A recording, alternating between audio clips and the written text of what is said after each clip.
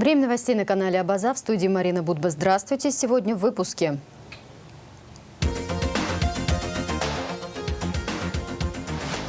На пороге забастовки в Сухуми состоялось совещание адвокатов со всей страны.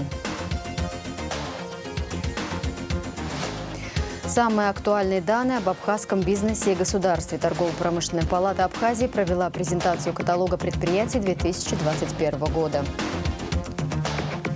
В памяти героя Абхазии в Сухуми стартовал открытый республиканский турнир по теннису, посвященный Арзамету Тарба. Начнем с отключения электричества. Внимание, график. В связи с прогнозируемым дефицитом электроэнергии из-за повышенных нагрузок и для частичной экономии электроэнергии к зимнему периоду с 0 часов 28 июня в Абхазии вводится график ограничений, сообщает Черноморэнерго. Отключения будут производиться на 2 часа в сутки в ночное время и раннее утро. Отмечается, что такой график был выбран с учетом курортного сезона, чтобы не создать неудобства гостям Абхазии. Об эпидемиологической обстановке. Согласно сообщению оперативного штаба, за 26 июня тестирование на коронавирусную инфекцию проведено у 319 человек. Диагноз COVID-19 подтвержден у 105 из них. Общее число выявленных заболевших составляет 16 906 человек. Зарегистрировано 244 летальных случая. Выздоровели 15 405 человек. По данным Министерства здравоохранения, на 25 июня прививку от коронавирусной инфекции COVID-19 в Абхазии сделали 4474 человек. В Сухуми прививку можно сделать в городской клинической больнице и поликлиниках номер 1 и номер 3, в поликлинике моряков на набережной Махаджиров и в республиканской больнице. Главный терапевт Минздрава Абхазии Анжела Арчели в интервью «Спутник» рассказала, как люди переносят вакцину от коронавирусной инфекции «Спутник Ви». Более 4000 человек уже сделали прививку от коронавирусной инфекции. Абсолютное большинство из них не ощутило никаких побочных действий. У 2 человек была небольшая аллергическая реакция на общее состояние здоровья. Это не оказало влияния. Их высыпало после укола. У нескольких пациентов повысилась температура, отметила она. Ни одного случая, связанного с попаданием в больницу человека, которому сделали прививку, не зафиксировано, подчеркнула Арчели. Главный терапевт республики также призвала население соблюдать необходимые меры безопасности и добавила, что количество больных молодого поколения стало больше. Между тем, после вакцинации от коронавируса следует воздержаться от пребывания на солнце и загара, чтобы не провоцировать аллергическую реакцию. Об этом рассказал журналистам врач-пульмонолог, генеральный директор клиники ЛОР астмы Сергей Пурясев. Воспаление по всей кожной поверхности приводит к большому выбросу гистамина. Это очень мощный фактор, который вызывает аллергическую реакцию. Аллергические процессы на фоне вакцинации нежелательны, чтобы не усугублять ситуацию, чтобы реакция на прививку прошла нормально, объяснил Пурясев. По его словам, загорать и подолгу находиться на солнце нежелательно примерно месяц или чуть больше.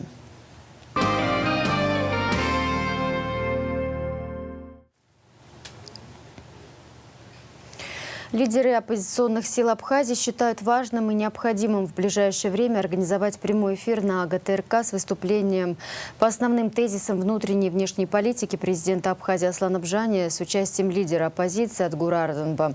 Об этом говорится в опубликованном обращении руководителей политических партий и общественных организаций блока оппозиционных сил к президенту Республики Абхазия, а именно ветеранская организация АРО, партии ФНЯ и АПСНы, организация Абхазское народное движение. Как в частности отмечается в заявлении, накопившиеся вопросы интересуют всех граждан страны, такие как пандемия, энергетика, аэропорт, железная дорога, демаркация границ, демографическая ситуация, борьба с коррупцией и преступностью, борьба с бедностью и многое другое. Игнорирование далее наших справедливых и обоснованных обращений приведет к дальнейшей эскалации политической обстановки, и вся ответственность будет лежать лично на вас. Рассчитываем на ваше понимание сложившейся сложной ситуации, участие в ближайшее время в прямом эфире с лидером оппозиции, главная цель которого – нахождение путей выхода из политического и социально-экономического кризиса. Ранее оппозиция уже выступала с требованием об отставке руководителя ГТРК, цитата, «за тотальную цензуру, противоречащую демократическим принципам нашего государства». Отставки членов Кабинета министров, цитата, «допустивших грубейшую ошибку с легализацией добычи криптовалют». Оппозиция также считает, что президент игнорирует свою конституционную обязанность выступать с ежегодным обращением к парламенту по вопросам внутренней и внешней политики. На пороге забастовки в Сухуми состоялось совещание адвокатов со всей страны. Оно было посвящено ряду инцидентов, которые адвокатское сообщество трактует как вмешательство в свою деятельность правоохранительных органов. Обо всем по порядку расскажет Элеонора Гилаян. Правоохранительные органы предпринимают попытки физически и морально воздействовать на адвокатов путем уголовного преследования. Все это создает угрозу независимой адвокатской деятельности и ущемляет права не только защитников, но и их подзащитных. Об этом, выступая в начале совещания, заявил председатель Палаты адвокатов Абхазии Константин Чагава. Констатируем факты систематических нарушений профессиональных прав адвокатов, таких как требования следователя, суда или другой документ для допуска к подзащитному или вовсе без объяснения отказывают во встрече, длительное ожидание свиданий, препятствия в работе с техникой, прослушивание разговоров, также когда подзащитного задерживают, а встреча с ним невозможна до его первого допроса. Скрывается также место его нахождения и возможно оказать ему юридическую помощь, и нередко, когда задержанный несколько суток скрывается в кабинетах должностных лиц МВД и других местах. Константин Чагава призвал ввести уголовную ответственность за вмешательство в адвокатскую деятельность в любой форме. Соответствующий законопроект, по словам председателя Палаты адвокатов, будет отправлен в парламент. В качестве примеров давления на адвокатское сообщество Чагава привел случай, когда адвокаты были незаконно задержаны, содержались под стражей, к ним применялась физическая сила. Чтобы быть услышанными, Чагава предложил коллегам следующее.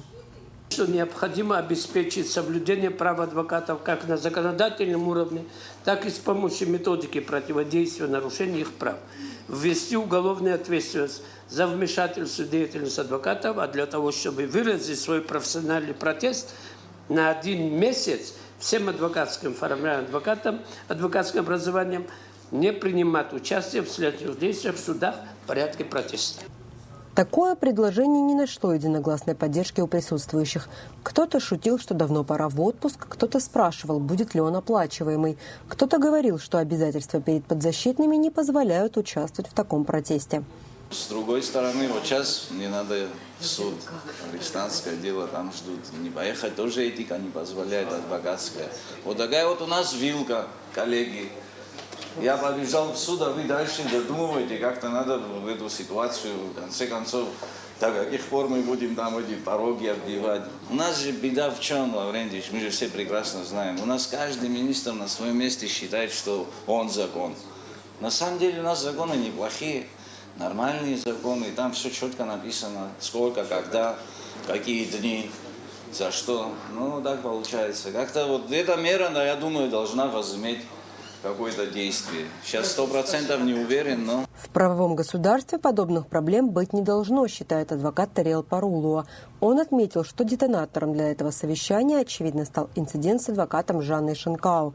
Напомним, распространена информация, что Шенкау обвиняется в ведении анонимной страницы под ником. Пользователь публиковал провокационные и оскорбительные посты в отношении, в частности, правоохранителей.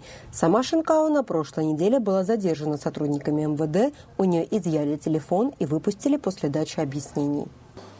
Если такое имело место, вот я очень хорошо отношусь к нашей коллеге, но в нашем коллективе такому человеку делать нечего. Если имело место. Если не имело места, вы представляете, человек настолько ущемлен, куда бы ни пошел, везде препятствия. Вы представляете, я эту систему знаю неплохо. И по долгу своей службы работал и на оперативной работе, на следственной, прокурорской. В этом, получше других разбираюсь я в этом деле. Вы понимаете, вся тюрьма гудит. А обычно гудят люди, которых мы защищаем. Так, по их понятиям, не должно быть вообще, чтобы они в отношении адвоката, даже в отношении адвоката у них неписанные правила, чтобы если что-то случайно произойдет, или кражу совершат, или что-то, сами же принимают меры для того, чтобы, все это, если что-то украдено, вернуть, что касается адвоката. И вдруг вся тюрьма гудит там что-то. Это можно только в двух случаях. Или специально их кто-то подготовил, а кто может на них повлиять? Вот из этого надо исходить. Кто может на них повлиять, на этих лиц, чтобы они такие показания дали? И сегодня бы просто хотелось узнать, вот с чем это связано. Выступила на совещании и сама Жанна Шинкау. Она сказала, что разделяет вопросы своих коллег, и у нее нет на них ответов, лишь догадки и домыслы. Я не хочу делать никаких выводов, но выводы напрашиваются сами за себя. Это связано не с моей адвокатской деятельностью, это связано больше с тем, что я имею отношение к уголовному делу по убийству на набережной. Может быть, я забегаю вперед, может быть, я ошибаюсь в своих выводах, но никак иначе, никаких других явных выводов о том, почему именно я оказалась в этой ситуации, других причин я не вижу. Единственное, что я в своем интервью я призвала министра МВД, председателя СГБ и начальника СИЗО, призвала к тому, чтобы ими действительно была разобрана эта ситуация и было установлено, что на самом деле произошло. Вы понимаете, мой шаг выступить публично, это был, на мой взгляд, единственный на тот момент способ заявить о том, что в отношении меня сейчас происходит. Может быть, те, кто, скажем так, эту ситуацию спланировал, рассчитывали чуть-чуть на другой исход. Но нет, я хочу, я требую, чтобы это все было, вот как публично это все было развернуто, вот так же публично я прошу, чтобы разобрались и установили, кто причастен к этому, с какой целью это все было сделано. Мне же, коллеги, я понимаю, что вот сколько людей, столько и мнений. Я понимаю, что очень многие где-то могут и сомневаться. Это ваше право, естественно. Мне лично бояться и скрывать абсолютно нечего. Абсолютно. Иначе я не стала бы совершать такие шаги. Константин Чагава предложил коллегам все же выразить свой профессиональный протест и хотя бы на 10 дней отказаться от участия в следственных и судебных процессах. Адвокаты с таким предложением не согласились и отметили, что тем самым будут ущемлять права своих подзащитных. Члены коллегии сошлись в необходимости отправить письмо президенту и в нем указать, что если нарушение прав и давление продолжится, то они будут вынуждены прекратить оказание услуг. Константин Чагава сказал, что планирует лично встретиться с главой государства и донести до него проблемы сообщества. Элеонора Гилаян, Састрыку Агуха, АБЗ ТВ. Сообщение правоохранителей. В ходе проведения профилактических мероприятий сотрудниками Управления уголовного розыска МВД совместно с отделом уголовного розыска УВД по Гагрскому району задержанные и выдворены ВВС Цыжба Станислав Леонидович, 1957 года рождения, житель города Гагра, так называемый вор в законе, а также считающийся криминальным авторитетом города Пицунда Хижба Ринат Юрьевич, 1975 года рождения, проживающий в селе Лца Гагрского района. Следственным управлением МВД Республики Абхазия 28 июня с согласия Генеральной прокуратуры по материалам, поступившим из Управления экономической безопасности и противодействия коррупции МВД Республики Абхазия, возбуждено уголовное дело в отношении главного врача Национального онкологического центра Министерства здравоохранения Республики Абхазия Льва Аргун, заведующей дневным стационарным учреждением Нелли Лагвилавой и старшей медицинской сестры отделения химиотерапии Ларисы Квиквискири. На стадии возбуждения уголовного дела дела действия вышеназванных лиц квалифицированы по части 4 статьи 157. Хищение чужого имущества с использованием служебного положения в особо крупном размере путем присвоения Уголовного кодекса Республики. Одновременно Следственное управление МВД информирует граждан при наличии неправомерных действий со стороны должностных лиц Национального онкологического центра, в том числе связанных с получением бесплатной химиотерапии, обращаться по телефонам 8 840 229 72 20 или +7 940 967 54 00.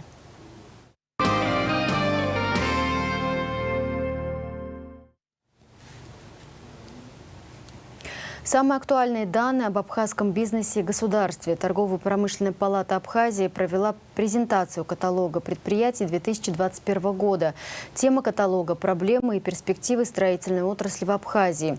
Кроме того, состоялось награждение 25 членов ТПП Республики Абхазия за участие в движении «Мы вместе» и финансовую поддержку в борьбе с распространением COVID-19. Подробности в репортаже Марианы Котовой. Впервые презентация ежегодного каталога предприятий Абхазии торгово-промышленной палаты проходила в закрытом режиме. Во двор гостиницы «Атриум Виктория» были приглашены только те представители бизнеса и органов власти, кто принимал непосредственное участие в создании каталога предприятий 2021 года. Пандемия внесла свои коррективы и в организацию мероприятия, и в его содержание. Руководство ТПП наградило 25 членов палаты за участие в движении «Мы вместе» и финансовую поддержку в борьбе с COVID-19. Само движение, оно еще раз доказало о том, что наши предприниматели готовы в разное время отвечать на разные вызовы, оказать поддержку государству, при этом адаптироваться в самых непростых условиях, при этом сохранить свой бизнес, развиваться, утверждаться не только внутри страны, но и за пределами, принимать какие-то непростые решения, поменять абсолютно свой внутренний процесс работы, при этом принимать решения, которые, возможно, неизвестно, как они будут сказываться в лучшую или в плохую сторону, никто пока еще об этом не знает. Как говорит Борис Барциц, генеральный директор компании «Мобайл», непосредственный участник движения «Мы вместе», абхазский бизнес и диаспора сообща сделали все, что от них зависело в самый сложный период пандемии. Движение «Мы вместе» – это был такой вот яркий и позитивный пример того, как бизнес-сообщество, руководство страны, гражданское общество может объединять усилия и решать архисложные важные задачи. Движение «Мы вместе» показало, что наше бизнес-сообщество, для них на тот момент вопросы социальной ответственности были выше, нежели экономические вопросы. Борис Барциц благодарит торгово-промышленную палату Абхазии за внимание к деятельности движения «Мы вместе». Но сегодня не время расслабляться, считает он. Государство, бизнес и гражданское общество должны продолжать сообща противостоять вызовам, которые ставит перед республикой пандемия. Я думаю, что тот опыт и тот пример, который был год назад, его нужно применять и дальше. Впереди нас ждут еще много вызовов. И надо говорить о том, что лимит вот этой вот социальной ответственности и государства, и бизнеса, и гражданского общества в постковидное время, он должен быть выше. Что касается каталога предприятий ТПП Абхазии, то темой 2021 года стали проблемы и перспективы строительной отрасли в Абхазии. Несмотря на пандемию, в этом году издание получилось более объемным, чем в предыдущие годы. Само издание, оно очень объемное в этом году по сравнению с прошлым годом. Оно включает более 1200 предприятий. Это говорит о том, что несмотря на эпидемобстановку за 2020 год и той инфекции, которая по сей день еще распространяется, наши предприниматели не отчаиваются, развиваются, создают свой бизнес, адаптируются и делают все возможное для того, чтобы экономика нашего государства развивалась. С 2017 года лаборатория InLife, более известная в Абхазии как LabQuest, публикует информацию о себе на страницах ежегодного каталога. Для диагностического центра это прежде всего вопрос престижа. О нас и так все знают, просто мы хотим идти в ногу со временем А так как торгово-промышленная палата – это сегодня топ-плата, где сосредоточены все бизнесмены, различные виды бизнеса, на импорт, на экспорт, неважно, мы должны быть среди них. Переоценить важность нахождения предприятий на страницах ежегодного каталога торгово-промышленной палаты Абхазии трудно. Тем более, учитывая, что распространяется издание далеко за пределами республики. Каталог предприятий, он распространяется не только внутри страны, но и на всех мероприятиях, в которых торгово-промышленная палата принимает участие за пределами нашей республики. В то же время мы считаем, что этот источник может служить своего рода бизнес-сувениром, который могут использовать руководители предприятий, сами предприниматели, рекламодатели этого каталога при командировках, во время участия в форумах, конференциях, бизнес-встречах за пределами республики. Мы считаем, что это очень полезный источник, в первую очередь, не только для самих предпринимателей, но и для государства в том числе. Информация, необходимая потенциальным клиентам, компаньонам или инвесторам, обновляется ежегодно. Так ТПП обеспечивает мир актуальными данными об абхазском бизнесе и государственном устройстве Республики Абхазия. Марьяна Котова, Турника Мичба, Абаза ТВ.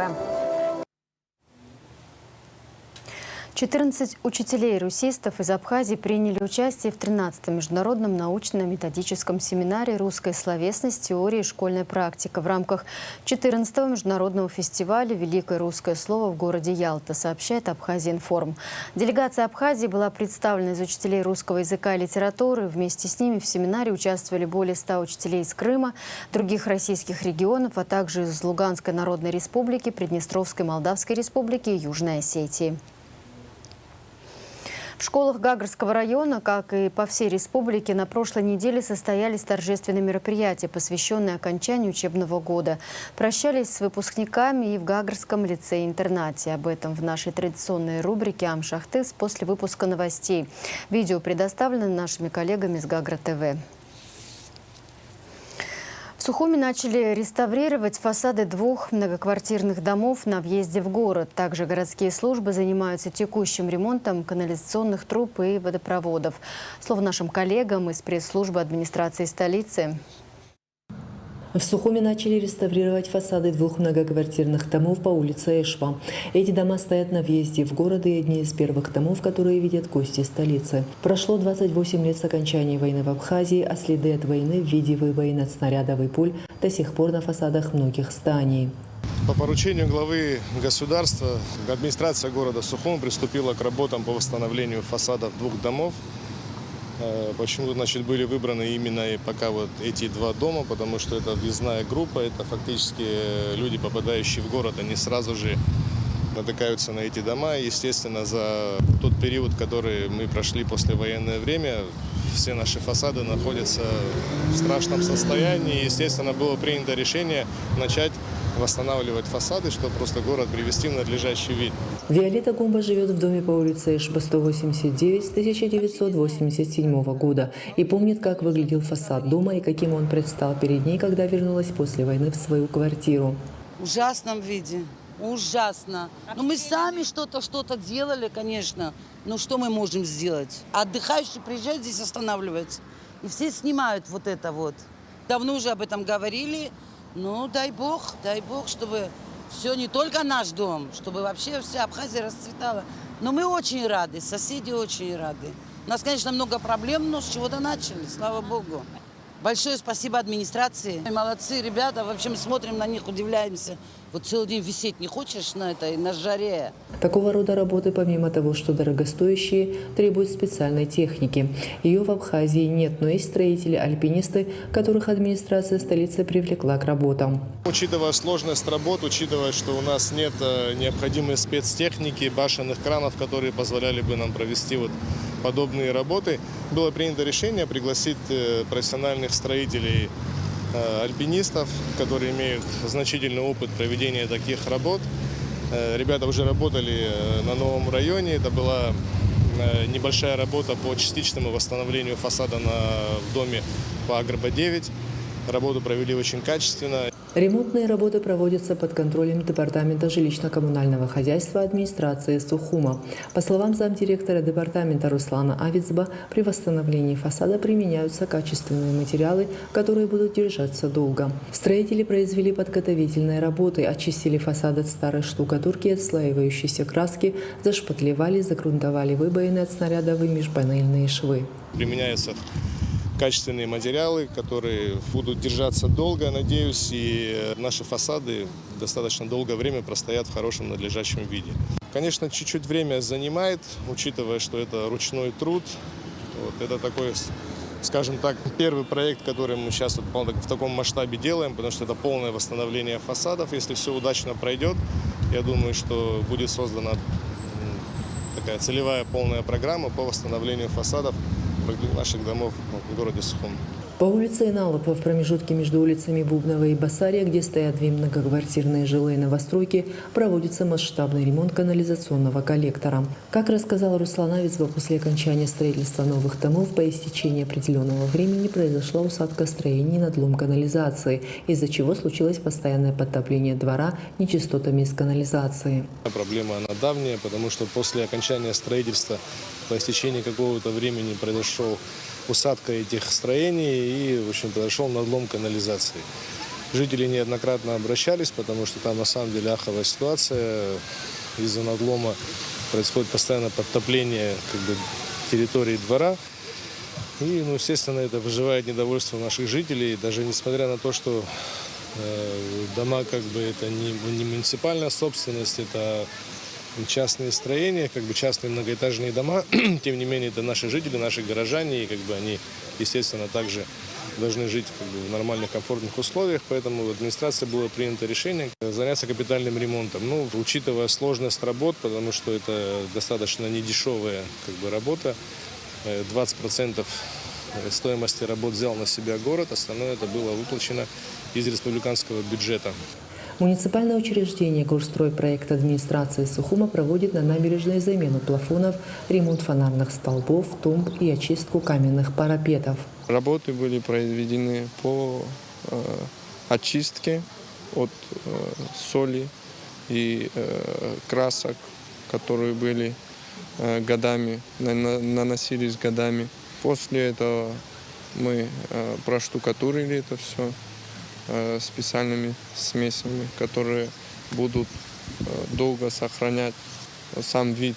Сам парапет, мы его ранее очищали, но сейчас мы опять планируем их очистить не пескоструем, как было сделано ранее, а почистить именно керхером, то есть отмыть от существующей грязи.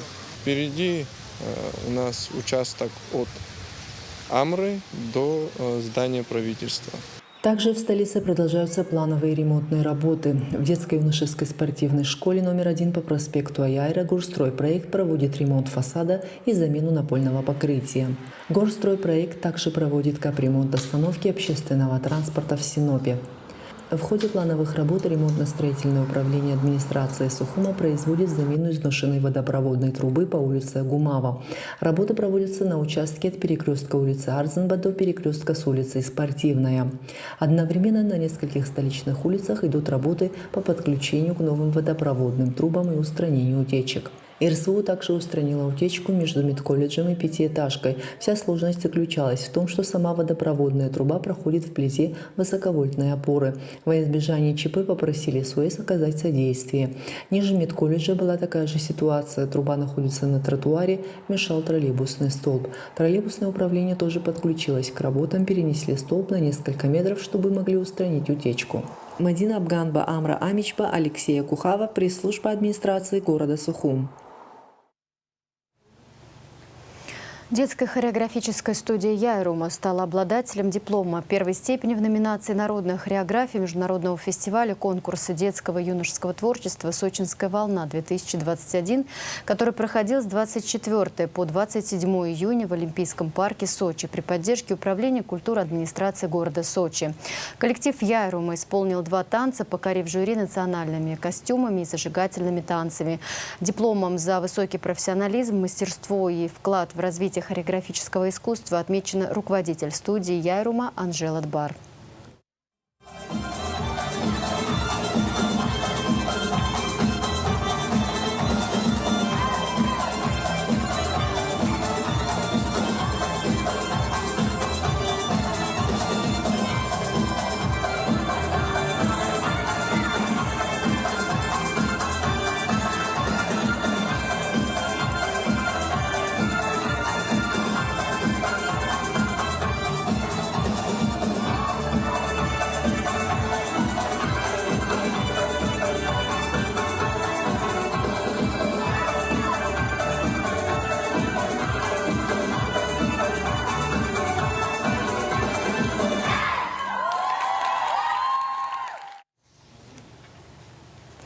Московский театральный центр «Станиславский» и детский продюсерский центр «Famous Stars» в рамках гастролей в Абхазии представили на сцене Абхазского государственного драматического театра имени Самсона Чанба сказочную историю по мотивам произведения Антуана де Сент-Экзюпери «Маленький принц». Художественный руководитель Игорь Маслов. Наш репортаж со спектакля смотрите в эфире во вторник, 29 июня.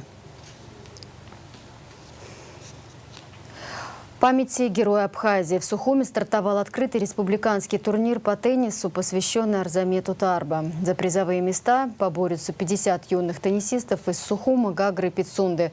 Организатор спортивного мероприятия – Государственный комитет по делам молодежи и спорта Абхазии. Слово Анастасии Никоновой.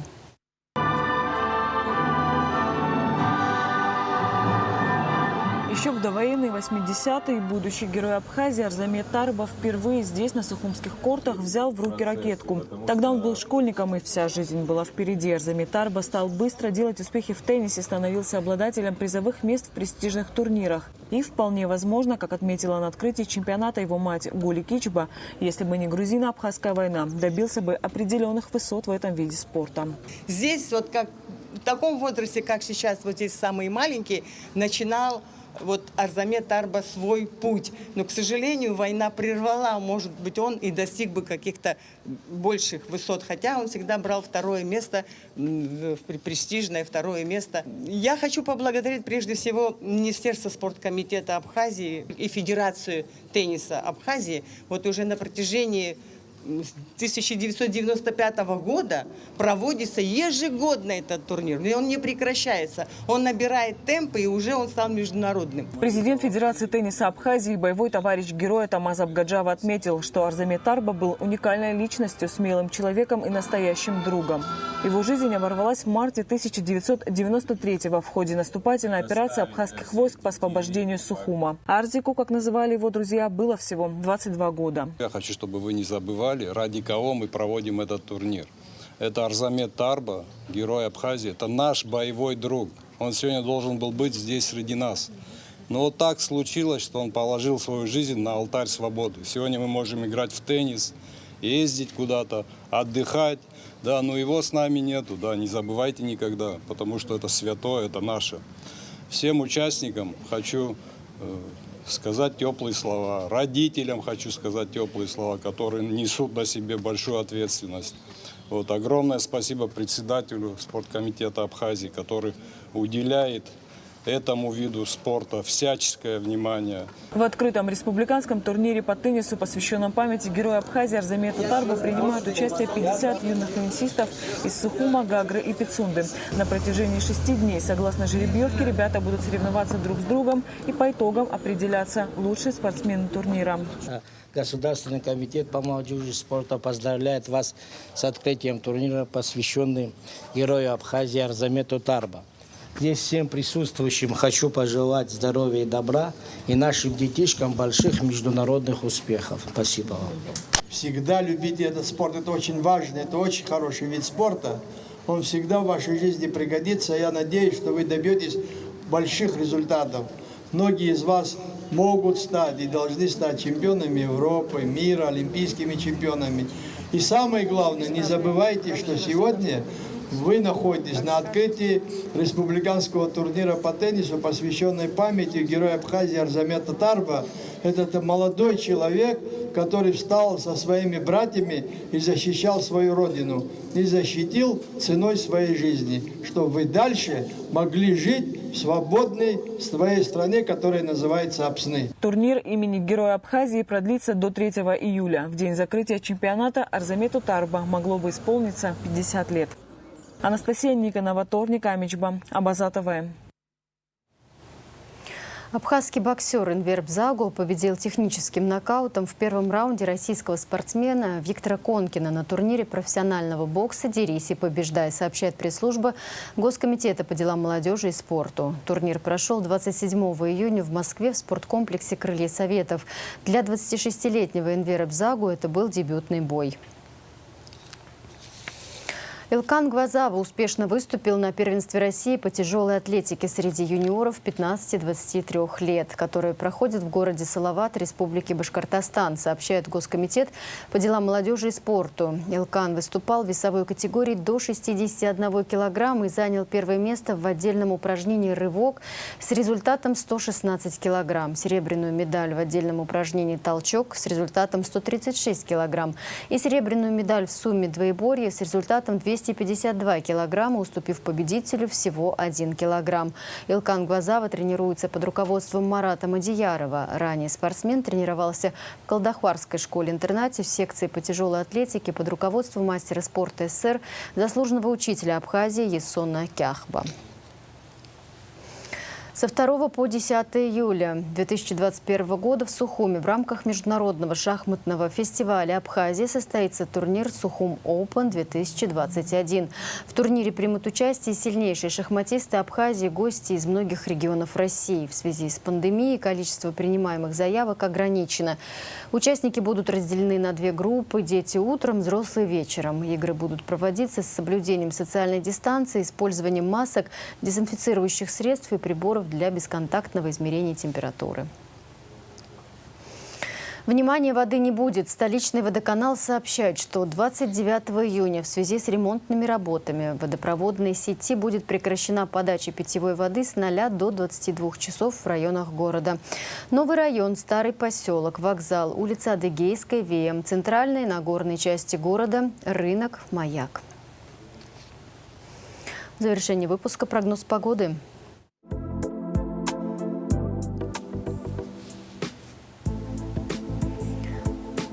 Во вторник, 29 июня, в Абхазии ожидается облачная с прояснениями погода. Временами умеренный дождь, переходящий в сильный дождь с грозой, местами возможен град.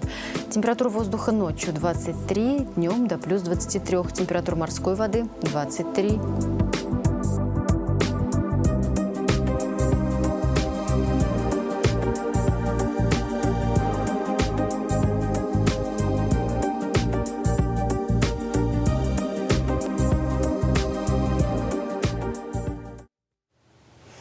На этом пока все. За развитием событий следите вместе с нами на сайте abaza.tv. До встречи.